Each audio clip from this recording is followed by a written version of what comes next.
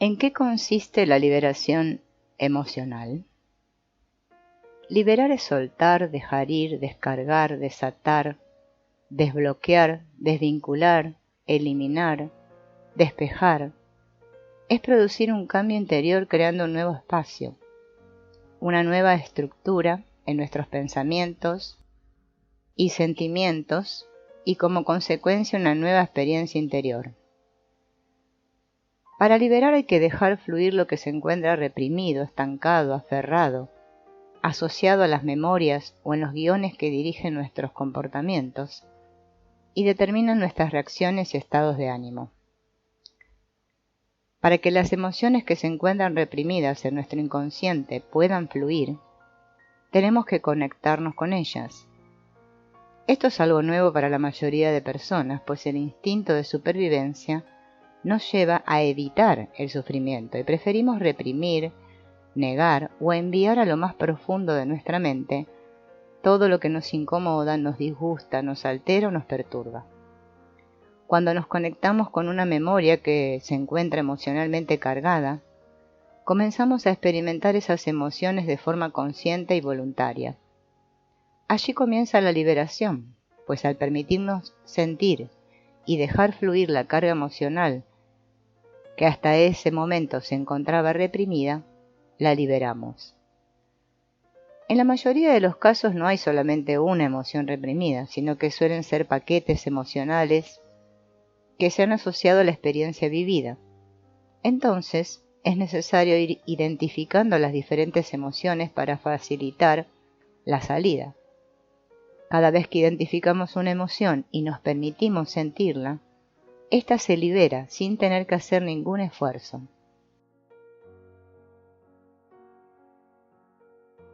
En un porcentaje de casos nos encontramos con que permitirnos sentir no es suficiente para liberar totalmente las emociones asociadas a la experiencia. Esto ocurre cuando una parte de nosotros cree que esas emociones tienen algún significado o beneficio útil, aunque sea absurdo y de forma inconsciente. Entonces se produce una resistencia que impide fluir de la emoción. Lo apropiado es identificarla y expresar de forma resuelta que liberamos las emociones, la resistencia a hacerlo y aquellos intentos de solución frustrados que hemos hecho. Una vez que hemos dejado fluir la carga emocional y cognitiva que nos dañaba, experimentaremos una sensación de alivio y paz profunda. Por otra parte, se crea una nueva concepción de la experiencia, de tal modo que ya nos sentimos de una manera mucho más positiva con ella, comprobando que la transformación interior está haciéndose realidad. Es típico observar cómo cambia la expresión facial cuando alguien libera emociones o creencias que le condicionan.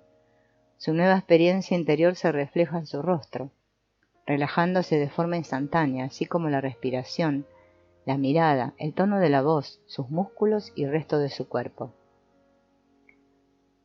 Para poder iniciar este proceso de liberación es necesario que tengamos la voluntad de resolver alguna cuestión que nos inquieta. Un estado de ánimo negativo, un síntoma o cualquier otra cosa que nuestra intuición nos dice que hemos de elaborar para sentirnos mejor, más libres o sencillamente quitar los obstáculos que impiden conseguir lo que deseamos.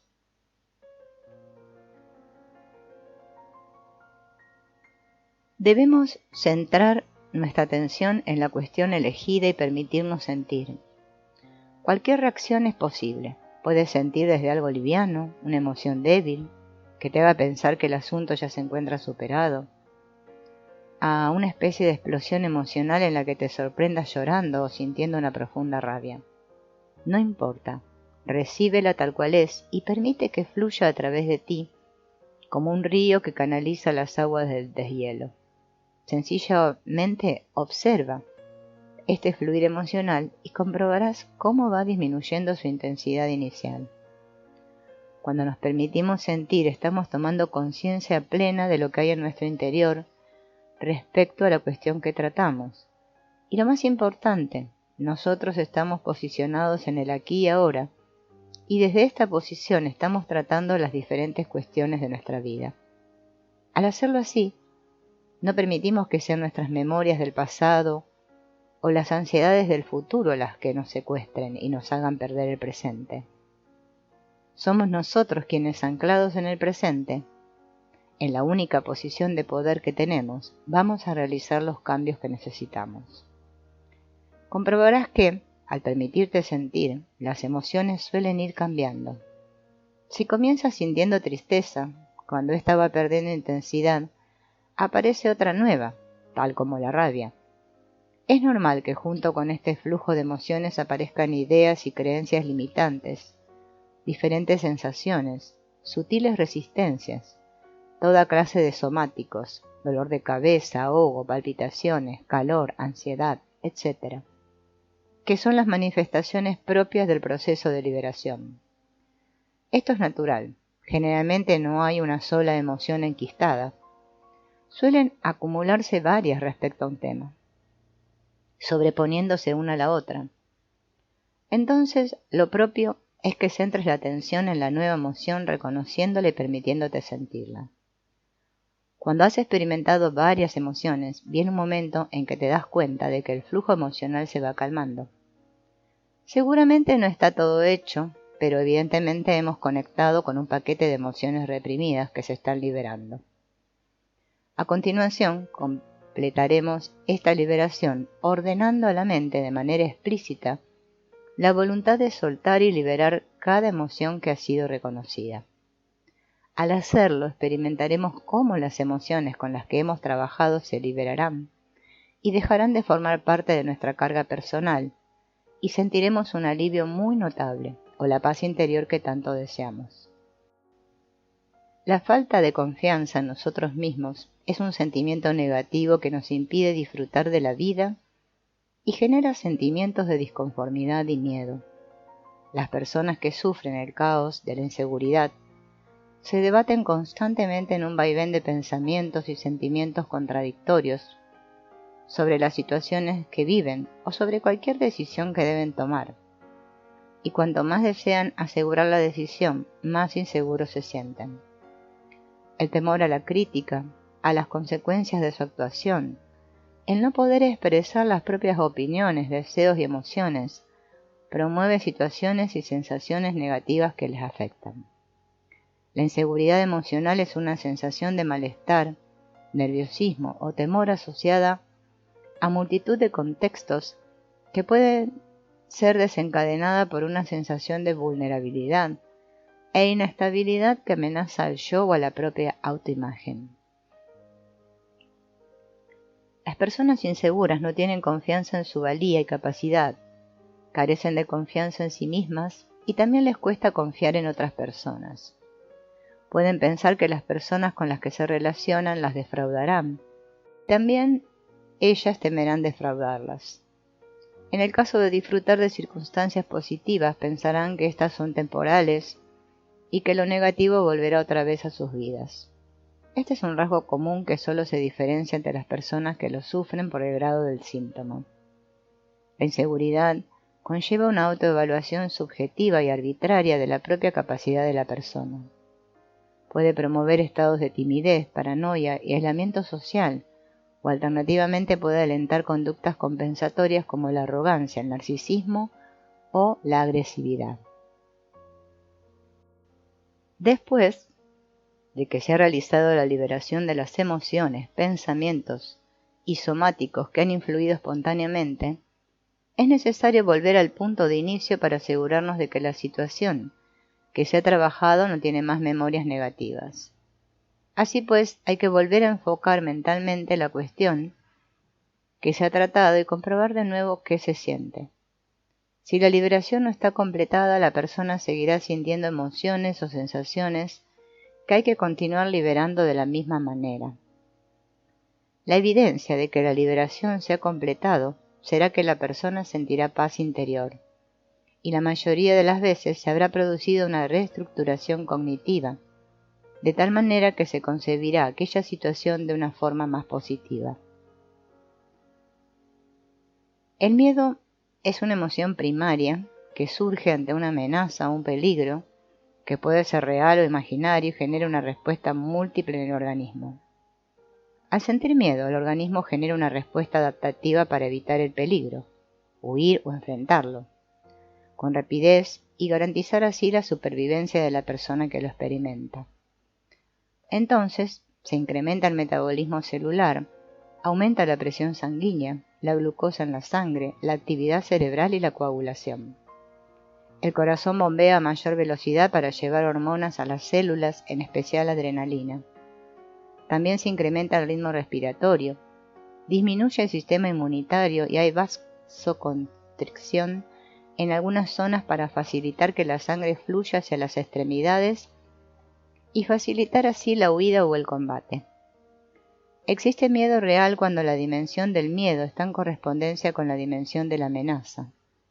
Existe miedo neurótico cuando la intensidad del ataque de miedo no tiene ninguna relación con el peligro y entonces suele relacionarse directamente con los estados de ansiedad. El miedo se encarga en muchas ocasiones de hacernos conscientes de los peligros externos que nos pueden amenazar y nuestro organismo los interpreta de la siguiente forma. Primero, los sentidos captan el foco de peligro, luego son interpretados por el cerebro y entonces entra en acción el sistema límbico. Este se encarga de regular las emociones de lucha, huida y ante todo la conservación de la persona. Además de todo esto, también se encarga de la constante revisión de la información dada por los sentidos, incluso cuando dormimos, para poder alertarnos en caso de peligro. Cuando esto ocurre, se activa la glándula que se encarga de desencadenar todo el sistema fisiológico del miedo descrito anteriormente. En casos extremos de miedo puede llegar el pánico, que hará que se desactiven nuestros lóbulos frontales, retroalimentando el miedo y haciendo que se pierda la noción de su magnitud y en muchas ocasiones el control sobre la propia conducta. La gran dificultad que entraña liberarnos de las creencias limitantes es que les atribuimos el valor de verdad, y sobre esa verdad vamos sosteniendo otras creencias, sentimientos y experiencias que para nosotros son importantes. Cuanto más sentencias, afirmaciones, coincidencias y evidencias se encuentren asociadas a una de estas creencias limitantes, más resistencia tendremos a deshacernos de ella. De la misma forma ocurrirá con aquellas emociones, sensaciones o actitudes que se formaron sobre alguna de estas creencias. Su liberación vendrá condicionada por el cambio de la creencia. Como los programas mentales se han instalado en nuestro inconsciente, dirigen nuestra forma de comportarnos y provocan muchas de las situaciones que vivimos. Entonces solemos darnos explicaciones para darle sentido a nuestra experiencia y decimos cosas como es mi destino, traigo mala suerte o cualquier otra expresión generalmente falsa que llega a formar parte de nuestro sistema de creencias. Nunca podemos ir más allá de nuestras creencias, tanto para bien como para mal. Ellas son las que potenciarán o condicionarán nuestra vida según su signo. Por esta razón es tan importante tomar conciencia de nuestras creencias sobre cualquier aspecto de la vida y valorar la trascendencia que tienen en nosotros. Enumeraremos algunas pautas que nos pueden ayudar al cambio de creencias falsas, limitantes o disfuncionales. Es imprescindible identificar las creencias que nos condicionan. Algunas de ellas se harán fácilmente conscientes, pero solo podemos cambiar aquello que se nos hace consciente. Mientras una creencia forme parte del inconsciente, no tenemos la capacidad de poder trabajar con ella ni de liberarnos. Junto con su identificación, también necesitamos valorar y tomar conciencia de la necesidad de eliminarla o cambiarla.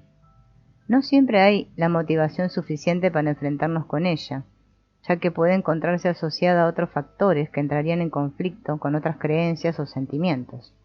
Por ejemplo, cambiar una creencia puede hacernos sentir culpables de traicionar a personas que tienen nuestro reconocimiento o a ideas morales o religiosas. Este aspecto es quizás el más determinante a la hora del cambio. Nadie carga con algo inútil y que lo está perjudicando a él o a los suyos, pero sí es capaz de sacrificarse inútilmente por un prejuicio. Por esta razón, para cambiar una creencia es necesario llegar al fondo y sacar a la luz todo lo que se encuentra asociado con ella para eliminar posibles resistencias. El siguiente paso es imaginar cómo sería nuestra vida con una nueva creencia más positiva para nosotros. Al hacerlo, sentiremos como si entrara un rayo de luz en una habitación oscura. Seguramente podemos vislumbrar la nueva situación sintiendo alegría interior y liberación, como si una carga se desprendiera de nosotros. Al imaginar nuestra vida con la nueva creencia, es como poner un pie en la nueva realidad que sustentará la nueva creencia. Esto nos ayuda a realizar el siguiente proceso racional. Realizar un simple razonamiento para activar la liberación de la creencia limitante. Se trata de hacer una expresión sencilla de sentido común. Por ejemplo, ahora que me doy cuenta de lo inútil y perjudicial de esta creencia en mi vida, no voy a seguir cargando con ella. Es un reconocimiento de la realidad que hemos vivido hasta el momento presente, condicionada por la creencia. Al hacer este reconocimiento, nuestra mente se abre a desprenderse sin miedo de la creencia limitante y recibir la nueva. Ahora solo queda declarar que dejamos ir esta creencia de la misma forma que hemos hecho con las emociones negativas que nos tenían secuestrados. Se trata de una declaración sentida. Con esto queremos decir que a la vez que declaramos su liberación, la experimentamos, y eso ocurre cuando interiormente nos disponemos a experimentarlo. Este sería el proceso natural de cambio, que va desde la identificación a la liberación. Pero por supuesto existen muchas otras formas de cambiar una creencia por otra, algunas muy efectivas dependiendo de las circunstancias o características que se relacionan con este cambio. Uno de los métodos es el trabajo con afirmaciones, que podemos utilizar para resolver situaciones en las que nos sentimos atrapados en nosotros mismos.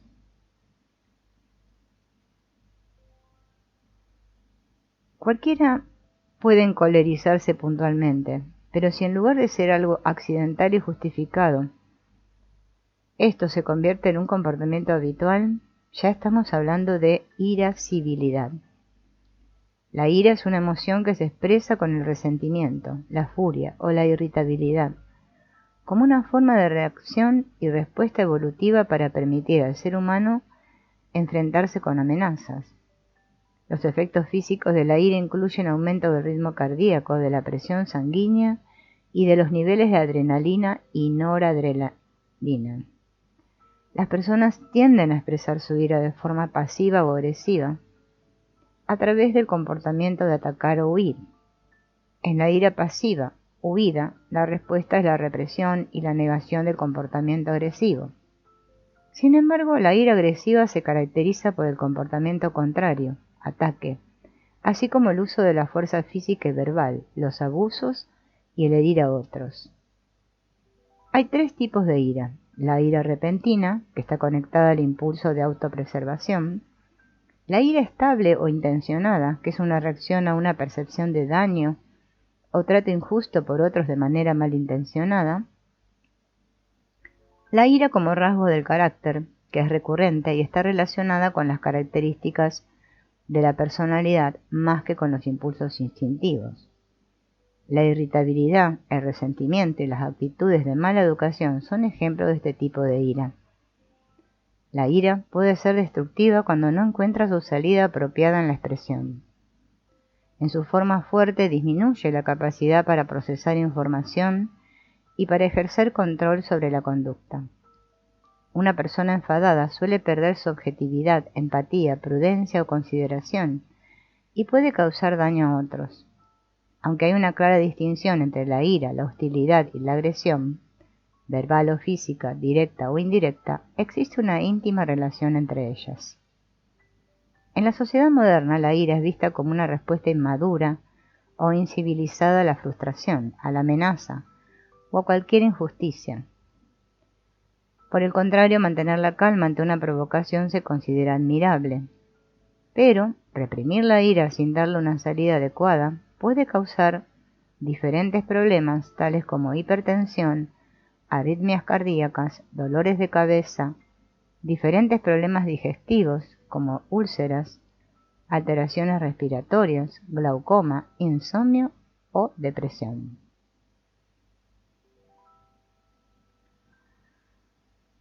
La confusión mental en psicología se entiende como una disminución de la actividad de la conciencia. Existen varios grados de confusión que van desde una leve obnubilación, incapacidad para pensar con cierta claridad, hasta el estado de estupor. La persona se mantiene en estado consciente, pero no puede responder a los estímulos externos, como si estuviera en un estado de desconexión. Puede decir frases sin sentido y realizar repeticiones de movimientos estereotipados. Un tipo de estupor que resulta de vivir situaciones de estrés es el llamado estupor disociativo. Cuando una persona se encuentra en un estado de confusión mental, se da cuenta de que no tiene la capacidad para pensar de manera tan clara y rápida como lo hacía en condiciones normales. Se siente desorientada y tiene dificultad para prestar atención, recordar y tomar decisiones. El caos de la confusión puede aparecer en forma rápida o lentamente con el tiempo, según la causa que lo haya originado. Muchas veces es temporal y no debiera confundirse con el delirio o la demencia.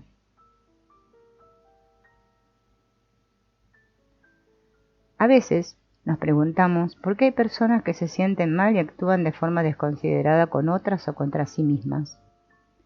No parecen tener motivos que justifiquen el malestar que proyectan sobre los más cercanos, pero una inquietud interior que se escapa de su control los empuja a ser demasiado reactivos ante situaciones normales de la vida. Suelen sentirse injustificadamente tristes y se aíslan, se gratifican compulsivamente, muchos caen en adicciones, desarrollan un perfeccionismo agobiante, manifiestan poca tolerancia a la frustración o exhiben un egocentrismo exagerado. Estas personas han acumulado desde su niñez carencias afectivas y de valoración.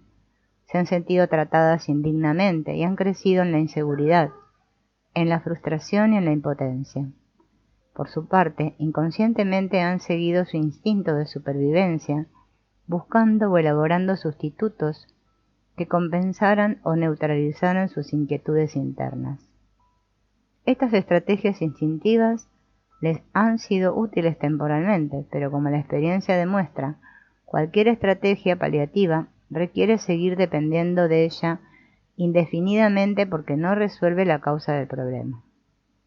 Mientras una parte de la persona se encuentre dependiente o atrapada en una carencia esencial, la inquietud interior está asegurada, la búsqueda de satisfacción no cesará, y posiblemente llegue a sentir la frustración de creer que la vida no tiene mucho sentido.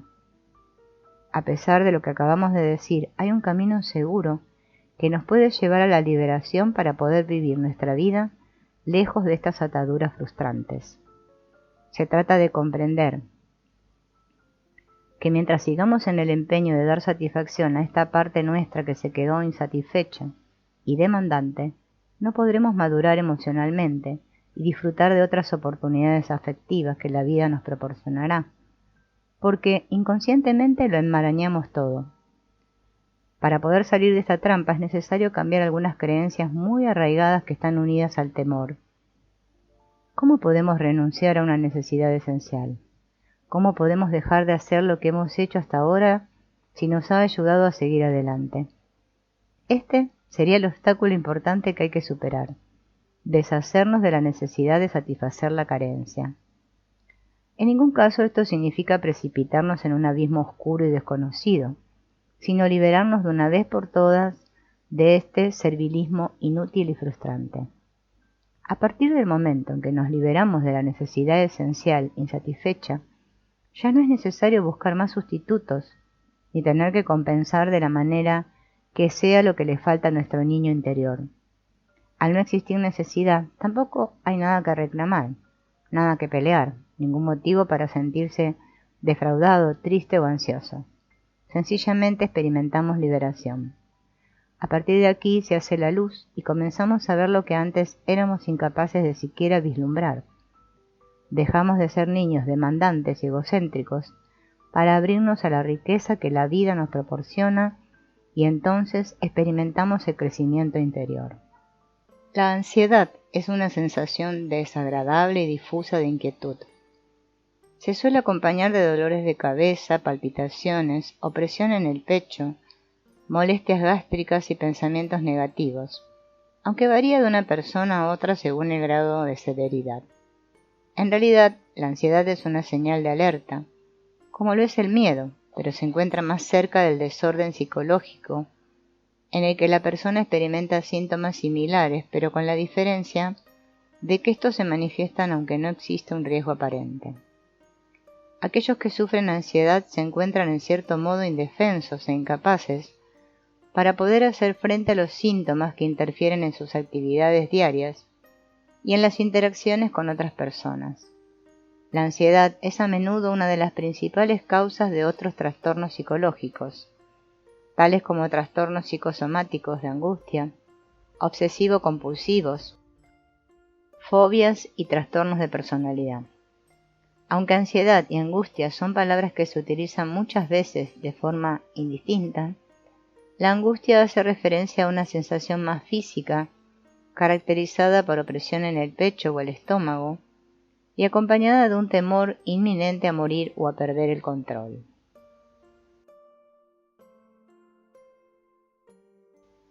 En nuestra etapa de infancia dependemos totalmente de nuestros padres, tanto física como anímicamente. Tenemos necesidades físicas que ellos satisfacen, pero también tenemos necesidades anímicas. Cuando estas necesidades no son satisfechas por quien debe hacerlo, nuestro instinto de supervivencia intenta suplirlo realizando conductas que llamen la atención para que el progenitor actúe en consecuencia y dé satisfacción a nuestra necesidad. Si nuestra frustración persiste, como la necesidad se va reforzando, buscaremos sustitutos, formas de compensarla o maneras de liberar la rabia que produce esta frustración. Todo este proceso explica la mayoría de los malos comportamientos de los niños. Pero hay otra cuestión. Una parte de nosotros queda atrapada en esta demanda frustrada. Las necesidades esenciales siguen ahí sin satisfacer, y aún siendo adultos, una parte de nosotros sigue pendiente de estas necesidades, reclamándolas donde no deben. Aunque muchas personas encuentran quien logra dar satisfacción a las demandas de sus necesidades esenciales, nunca quedan totalmente satisfechas y viven siempre en dependencia de lo que los demás van a pensar, a decir o a hacer. Solo hay una forma auténtica de liberación, soltar la necesidad que se encuentra en nuestras memorias de la infancia, y con el tiempo hemos reforzado de satisfacer a nuestras necesidades esenciales. Una vez que nuestras memorias han quedado libres de este sentimiento, la dependencia queda resuelta y somos realmente libres para poder vivir de acuerdo a la etapa de la vida que nos corresponde. Cuando hablamos de interpretaciones, juicios y prejuicios, estamos haciendo referencia a nuestras proyecciones inconscientes con respecto a todo lo que nos rodea. Es nuestra mente la que comprende y le da significado a lo que percibe, de acuerdo a la información que tenemos en ella, y a partir de esta comprensión se generan los juicios y prejuicios. La palabra oveja no significa lo mismo para el pastor, el ganadero, el esquilador, el curtidor, el carnicero, el lechero, el cocinero, el comensal o el pintor. Aunque la oveja es única, cada uno de estos personajes tiene una idea diferente sobre ella. La valora y la concibe según la información que haya en su mente asociada a este animal y el tipo de interacción que pueda tener con él. Necesitamos interpretar cualquier circunstancia para comprender qué nos están diciendo o está sucediendo y entonces poder darle un significado. Del resultado de nuestra interpretación van a depender nuestros pensamientos, sentimientos y comportamientos. Es muy difícil que exista una sola interpretación para un mismo hecho. Diferentes personas le darán distintas interpretaciones. Por eso la interpretación siempre es una construcción mental particular de cada cual. Si fuéramos capaces de asumir que ante cualquier situación pueden darse otras interpretaciones con sentido diferente a la que nosotros hemos efectuado, nos encontraríamos en un nivel más elevado que nos permitiría poder escoger la interpretación más inteligente o conveniente. Directamente relacionados con las interpretaciones se encuentran los juicios, que tienen un alcance mucho más global, pues valoran y califican a las personas y a las experiencias que vivimos. Aquí actúa de forma mucho más determinante nuestro sistema de creencias, y discriminamos entre lo que concuerda o no con ellas, y lo que consideramos aceptable o rechazable, para llegar a conclusiones que nos permiten posicionarnos en la vida. Por supuesto, los juicios que hacemos pueden ser positivos o negativos, constructivos o destructivos, y a través de ellos vamos conformando nuestra vida y nuestras relaciones. Para que puedan cambiar nuestros juicios, antes sería necesario cambiar algunas de nuestras creencias. Si estas no cambian, podemos encontrarnos con curiosas paradojas en las que puede darse una situación que claramente nos perjudica y a su vez seguir aferrados a ella porque nuestras creencias nos impiden verla de otra manera. Otra forma de juicio son las deducciones y suposiciones basadas en las creencias de cómo serán las cosas en un futuro o ante una circunstancia que aún está por ocurrir. A esto le llamamos prejuicios y necesariamente determinan nuestra forma de actuar y nuestras actitudes ante las personas y situaciones. A menos prejuicios, menos condicionada se encontrará la realidad que vivamos. Podríamos definir la autoestima como el aprecio o valoración que una persona tiene por sí misma. La autoestima nos marca como personas y contribuye a definir la personalidad. Influye prácticamente en todas las áreas de la vida, condicionando las decisiones, las actitudes, los sentimientos, la adaptación al entorno, las relaciones, los ideales, los sueños y los proyectos.